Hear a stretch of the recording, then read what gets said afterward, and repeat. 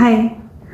हम सबको प्यार सिखाया जाता है पर इंटीमेसी कोई नहीं सिखाता, और इसीलिए लोगों को ये लगता है कि इंटीमेसी सिर्फ बॉडी का कनेक्शन है, जबकि सच ये है कि फिजिकल इंटीमेसी ह्यूमन लाइफ का सबसे स्ट्रॉन्ग एनर्जी एक्सचेंज होता है।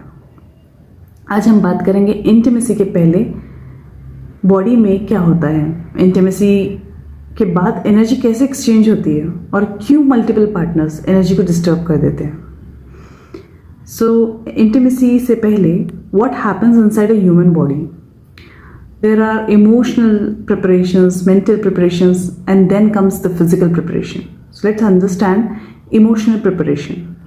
जब कोई इंसान इमोशनली कनेक्ट होता है तो बॉडी एक हार्मोन रिलीज करती है, दैट इज ऑक्सीटोसिन, जिसे बॉन्डिंग हार्मोन कहते हैं।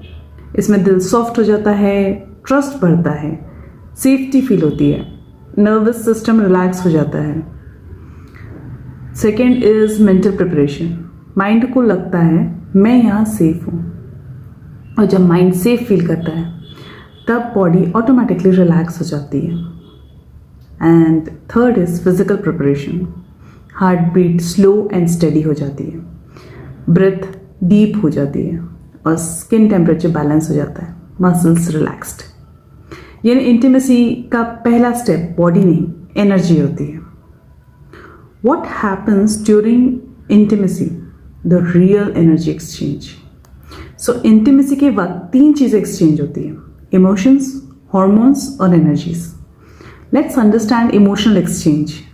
अगर एक दूसरे की इमोशनल स्टेट ऑब्जर्व करते हो, अगर सामने वाला एंग्शियस है तो एंजाइटी ट्रांसफ़र होती है, अगर वो पीसफुल है तो कामनेस ट्रांसफ़र होती है, अगर वो इमोशनली हर्ट है तो पेन ट्रांसफ़र होता है। इसी तरह हार्मोनल सिंक्रोनाइजेशन होता है। साइंस कहता है इंटीमेसी के टाइम दो बॉडीज एक रिदम, एक फ्रिक्वेंसी पर आ जाती है। Now let's understand what is the energy exchange on a spiritual level.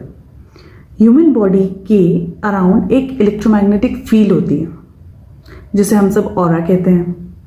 Intimacy में ये फील्ड मर्ज हो जाती है, मेमोरीज एक्सचेंज होती है, स्ट्रेस वाइब्रेशन एक्सचेंज होते हैं, और हैप्पीनेस और ट्रॉमा ये भी एक्सचेंज होता है। ये सब एक्सचेंज होता है बिना किसी वर्ड के। Let's understand what happens after intimacy, the emotional and energetic effects of after intimacy. ये सब चीज़ डिपेंड करती है आपका रिलेशनशिप या आपका अपने पार्टनर के साथ कनेक्शन कैसा है। अगर आपका और आपके पार्टनर का रिलेशनशिप सेफ, कमिटेड है तो उसके पॉजिटिव इफेक्ट्स रहेंगे, जैसे नर्वस सिस्टम का रिलैक्स होना, गिल्ट फ्री नींद आएगी, इमोशनल क्लैरिटी, ट्रस्ट बढ़ेगा, अटैचमेंट बढ़ेगा, दिल लाइट फील करने लगेगा और माइंड पीसफुल हो जाएगा। अगर आपका और आपके पार्टनर का कनेक्शन वीक है, कैजुअल है, या आप दोनों एक दूसरे के साथ सेफ फील नहीं करते, तो इसके नेगेटिव इफेक्ट्स भी होते हैं, जैसे anxiety, confusion, guilt, emotional imbalance, over thinking, mood swings, energy depletion, disconnection. ये सब इसलिए होता है क्योंकि बॉडी कभी झूठ नहीं बोलती। अगर कनेक्शन सेफ नहीं है तो बॉडी सिग्नल देती है। अगर कोई इंटीमेसी को डिले या कंट्रोल करने की कोशिश करता है तो इसका फिजिकली, मेंटली, एनर्जेटिकली हम पर किस तरह से असर होता है। Let's understand it from the perspective of science, psychology and energy.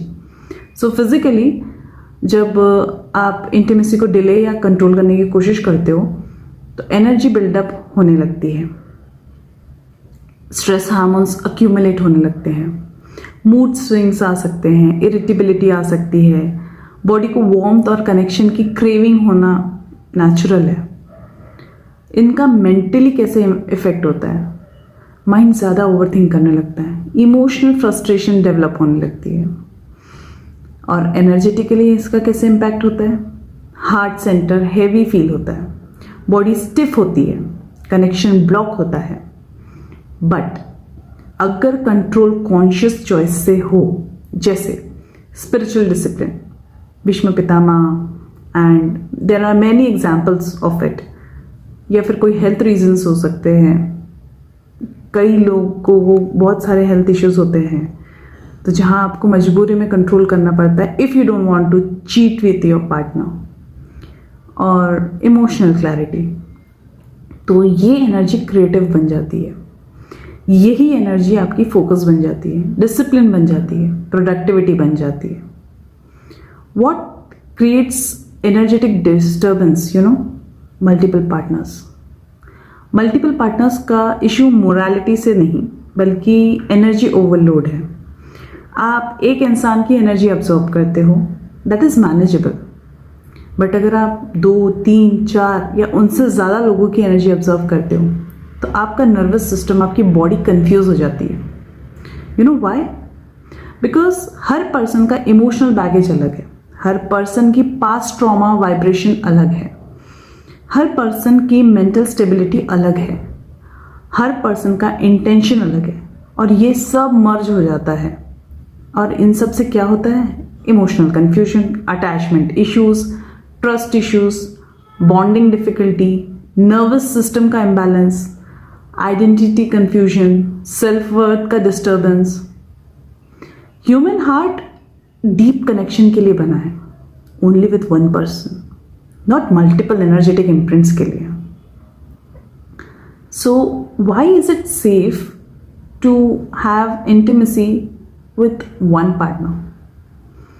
Emotional trust बढ़ता है, नर्वस सिस्टम सेफ फील करने लगता है, बॉडी प्रिडिक्टेबल और हेल्दी रिस्पॉन्स देने लगती है, एनर्जीज हार्मोनाइज होती है, और आप दोनों की लॉन्ग टर्म बॉन्डिंग स्ट्रांग होती है.